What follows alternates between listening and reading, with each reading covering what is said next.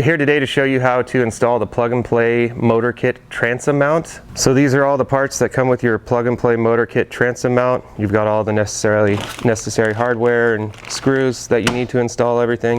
You've got your crate space buckle. You've got your transom motor plate. You've got the 2 different lengths of rope. This will be your mechanism for pulling the motor out of the water. You've got your tiller extension handle and your battery box. And I've already installed the circuit breaker on the battery box, and we'll go from here. And the only tools that you're going to really need to finish this installation is just a power drill with a Phillips head and a 1/4-inch drill bit. All right, the first thing we got to do is we're going to go ahead and install the transom motor plate here, which for 2016, it's actually a 2-piece system with a lip.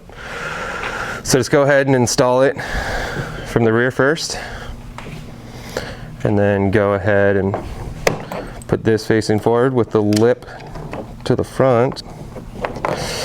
Go ahead and adjust these plates. You kind of want them, you know, pretty close to the top, if not flush. That seems about good right there. And just get it centered the best you can.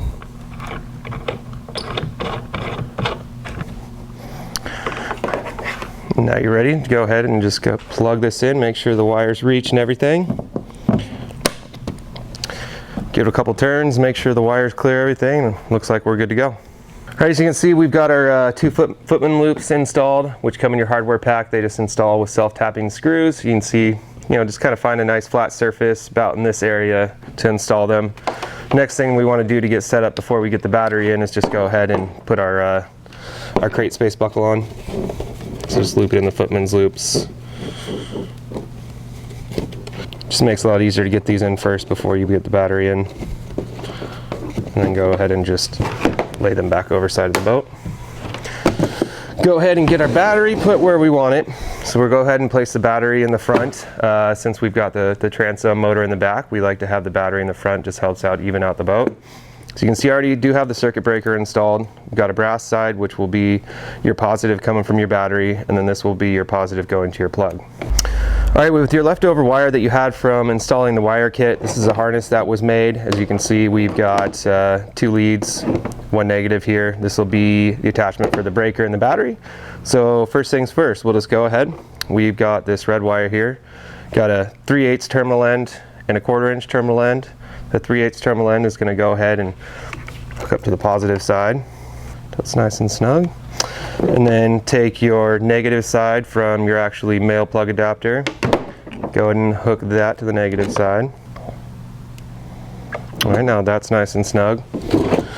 We'll go ahead and put the lid back on. As you can see how it's got these channels that are out farther wider. That's where the wires are actually going to pass through. So you can kind of just pull these wires to the outside here.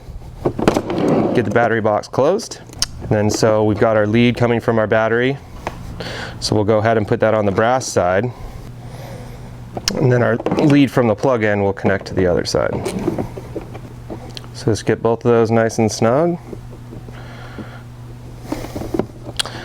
Just go ahead and close the little case here just by pushing the knobs down on. And the next will be to go ahead and we'll just throw the crate space buckle over there. Strap the battery down nice and snug, and then all you got to do, just plug it in and you're good to go. So with your leftover hardware, it's going to be used to use the pulley system to go ahead and pull your motor out of the water.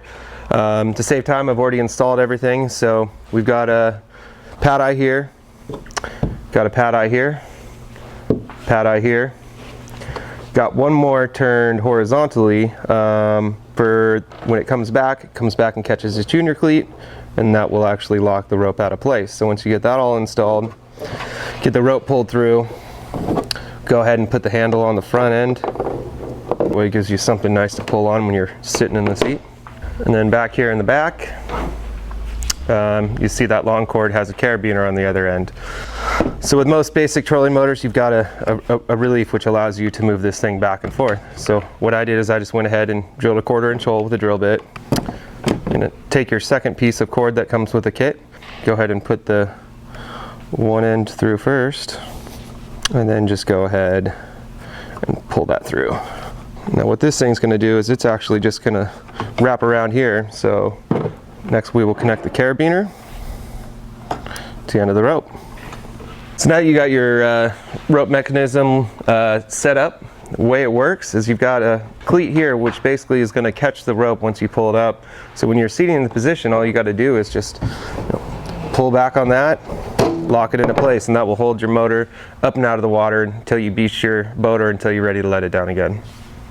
All right, so the last thing is just to install your tiller extension handle. You may need to take the rubber sleeve on the inside out. On this motor I ended up having to, but some you don't have to. So just go ahead and get that loosened up. Slide it over the handle. Get it nice and tight. Go ahead and turn it on. Everything's working.